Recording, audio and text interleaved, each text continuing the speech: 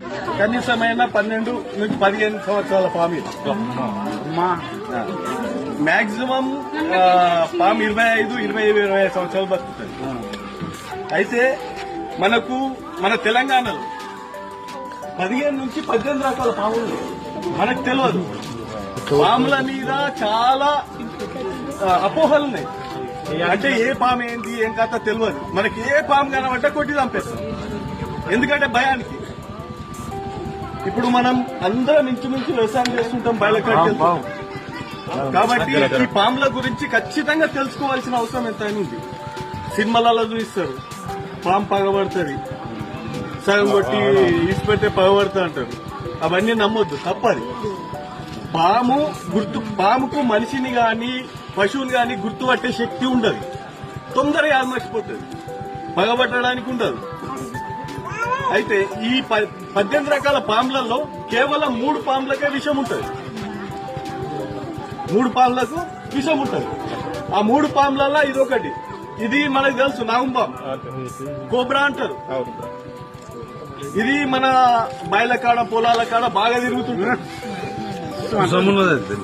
ఇది ఎలుకలను పట్టుకోవడానికి, కప్పలను పట్టుకోవడానికి వస్తుంటది. మన ఇళ్లలో గాని మరిగెక్కువ ఉంటే ఎలుకలు గిన్నె వస్తే తాడిజేరు అనేది ఇది వస్తుంటది. ఇదొకటి విషపాము. దీని యొక్క అంటే వెనం అంటారు దీని వెనం పేరు న్యూరోటాక్సిస్ అంటారు. ఈ న్యూరోటాక్సిస్ వెనం అనేది మీరు సైలెన్స్ ఉంటే ఏమన్నా చెప్పే మేము వీడియో తీస్తున్నాం. విషం న్యూరోటాక్సిస్ అంటారు. దీని విష ప్రభావం ఎట్లుంటుందంటే మనకు కలిసిన తర్వాత, రక్తంలో కలిసిన తర్వాత రక్తాన్ని గడ్డగట్టించేస్తుంది. ఆటుకు రక్తం కాదు కాబట్టి మనిషి చనిపోతాడు. ఇంకో పాము ఏంది, చెడుగు. మన చెడుగు అంటే మనకు తెలిసి ఉంటుంది. ఈ చెడుగులలో కూడా 4 రకాలు ఉంటాయి. 4 రకాల చెడుగులలో ఒక్కదానికే విషం ఉంటుంది. అది కూడా న్యూరోటాక్సిస్ వినమంటారు. 3 రకాలు ఉంటాయి, దాంట్లో విషాలు ఉంటాయి. అంటే ఎట్లా గుర్తుపట్టడం ఎట్లా? చెడుగు విషం ఉన్న చెడు ఎట్లా ఉంటాయంటే మన ఎంటికల కలర్ నల్లగా ఉంటుంది, తెల్ల గీతాలు ఉంటాయి, నల్లజడుగు అంటారు. అంటే వేరే చెడుగులు ఉండేప్పటికీ దీన్ని నల్లజడుగు అంటాం కదా. ఈ నల్ల చెడుగుకి ఏ విషయం ఉంటుంది? ఇంకోటి గోల్మ కలర్ నుండి నల్ల గీతలు ఉంటాయి, దానికి విషం ఉండదు. గోల్మ కలర్ నుండి తెల్ల గీతలు ఉంటాయి, దానికి విషం ఉండదు. ఇంకోటి గోల్మ కలర్ తెల్ల గీత అంటారు, తలపైన వీలాగా ఒక గుర్తుంటది. అది ఇళ్లకు బాగా వస్తుంది, బల్లులను పట్టుకోవడానికి, దానికి విషయం ఉండదు. ఈ చెడిగేంది ఇళ్లలోకి వస్తుంది, బట్టలలోకి వస్తుంది ఎక్కువ, దానికి ఒక దాని విషయం ఉంటుంది. ఇంకోటి వచ్చేసి 2 విషయాలు అయిపోయాయి. ఇంకొకటి పెంజర, దాన్ని రసల్ వైపర్ అంటారు. పెంజర చాలా ఊర్లలో కన్ఫ్యూజ్ ఏంటంటే పెంజరకు కొండ చిలువ డిఫరెంట్ గుర్తుపట్ట, కొంచెం డిఫరెంట్ కన్ఫ్యూజ్ అవుతారు. మచ్చలను చూసి గుర్తుపట్టచ్చు. అయితే పెంజర నేను చాలా ఊళ్ళలో అడిగితే పెంజర ఎంత కొట్టినా దావది ఉబ్బుతుంది అంటారు. అది తప్పు. ఉబ్బేది కొండ చిలువ. ఈ పెంజర మచ్చలు ఎట్లా అంటే మన కళ్ళలా ఉంటాయి, సేమ్ ఒక్క మచ్చకి లింక్స్ ఉంటాయి.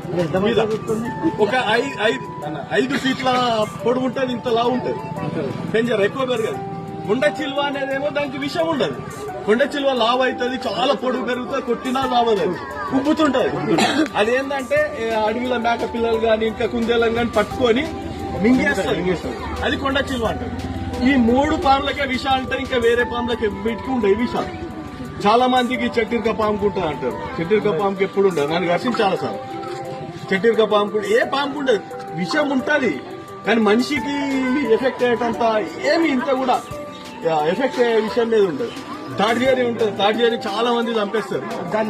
తాడిజేరి అనేసరికి చాలా పొడుగు ఉంటుంది, పెద్దగా ఉంటుంది, బాగా స్పీడ్ ఉంటుంది. అది వ్యవసాయదారులకు చాలా సేవ్ చేస్తుంది. ఎలుకలను బాగా అటాక్ చేస్తుంది. అది ఊరికి ఎలుక పొక్కలలో తిరుగుతుంటుంది. కాబట్టి ఇంకోటి ఏంటంటే ఊర్లలో పాము గరిస్తే అనేది ఒకటి కార్యక్రమం చేస్తారు. ఈ 3 పాములలో ఏ పాము గరిచినా చెట్ల మందులు గాని మంత్రాలు గాని పనిచేయవు. సీదా హాస్పిటల్కి వెళ్లి ఇంజక్షన్ వేయించుకోవడమే బెటర్. ఈ మంత్రాలు ఎందుకు వేస్తారంటే, అవును మీరు ఉదాహరణ చూసి ఉండొచ్చు. అరే మా ఊళ్ళో ఒక దగ్గర కరిచింది, మంత్రాల దగ్గరికి వేపిస్తే తగ్గిపోయింది. అది ఏ సందర్భం అవుతుంది తెలుసా? విషయం లేని పాము గరిచినప్పుడు అయితే. అది ఎట్లా అవుతుంది? మనిషికి పాము అనేసరికి చాలా ముందే భయం. పాము అంటే చాలా దూరం వెళ్తుంది. పాము గరిచింది అనేసరికి నాకు పాము గరిచిందని వేరే వాళ్ళకి చెప్పారు అనుకో, ఎట్లుందంటే గోధుమ కాలం నాగుంపామే కావచ్చు, ఇట్లా ఉంది. ఆ భయానికి అయిపోద్ది తింటారు. ఐబాద్ తిన్న తర్వాత ఏం చేస్తారు, యాపాకు తీసుకొచ్చిస్తారు, తిను ఇది తీయగొస్తే నీకు పాము విషయం ఉన్నది. ఐబాత్ల మనిషికి ఎంత హిప్నటైజ్ అవుతాడు. హిప్నటిజం అంటే తెలుసు చాలా మంది స్టూడెంట్స్ కి. హిప్నటైజ్ అవుతాడు మనిషి. హిప్నటైజ్ అయ్యి ఈ జనాలు చెప్పుడు మాటలకు హిప్నటైజ్ అయిపోయి యాపాకు తీయగానే అనిపిస్తుంది ఐబాత్ల మనిషికి. మిరపకాయ ఇచ్చినా తీయగానే కనబడుతుంది. మంత్రాల దగ్గరకు పోయి మంత్రాలు వేసిన తర్వాత అలా ఐబాత్ తగ్గిపోతుంది. మంత్రాలు వేసిన నాకేం కాదు. అప్పుడు మళ్ళా సేమ్ చేదు కనబడుతుంది, కారం కనబడుతుంది. కానీ దేనికి విషయాలు ఉండే ఈ మూడుటిని గుర్తుపట్టాలా. పాములది ఇంకోటి ఏంటంటే ఈ పాము నుంచి విషం, ఈ వెనం అంటారు, వెనం తీసి మనకు చాలా ఆరోగ్యకరమైన గోళీలు మందులకు పనిచేస్తాయి. చాలా మందికి తెలియదు. ఇప్పుడు ఏది క్యాన్సర్ వస్తే దీని విషయంతో నయం చేస్తారు. దీని విషయంతో చాలా మెడిసిన్స్ అవుతాయి. ఇవి చనిపోయిన తర్వాత కూడా మనం కూడా బతకడానికి లేదు. ఇంకా ఈ పర్యావరణంలో అన్ని జీవించడానికి అధికారం ఉంది, హక్కు ఉంది. మనం ఎట్లనో అవే అట్లా. ఈ ఒకవేళ పాములే గాని మనిషిని కరవాలనుకుంటే మనం ఒక్కలం కూడా బతకం. అది మనం చూసి దూరం వెళ్ళిపోవాలని ప్రయత్నం చేస్తాం. కాబట్టి పాములు వస్తే చెప్పండి, దాన్ని చూస్తూ చెప్పాలి. ఎందుకంటే నేను డబ్బులు తీసుకోకుండా ఫ్రీ సర్వీస్ చేస్తాను. మనం ఇంత దూరం వచ్చేసరికి అది లేదు, లెంకిపోతే జర బాధ అనిపిస్తుంది. వచ్చినందుకు ఫలితం ఉంటే నాకు కూడా సాటిస్ఫాక్షన్. జాగ్రత్త ఉండాలి.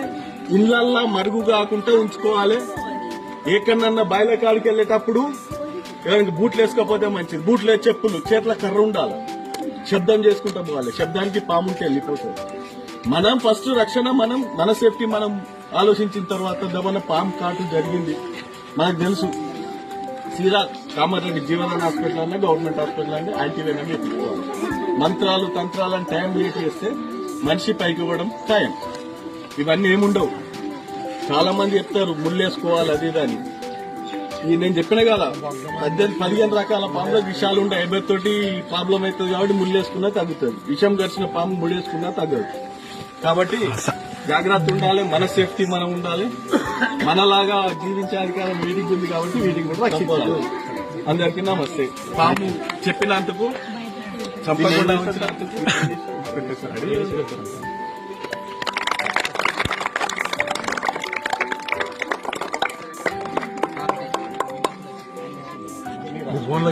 ఇదేంది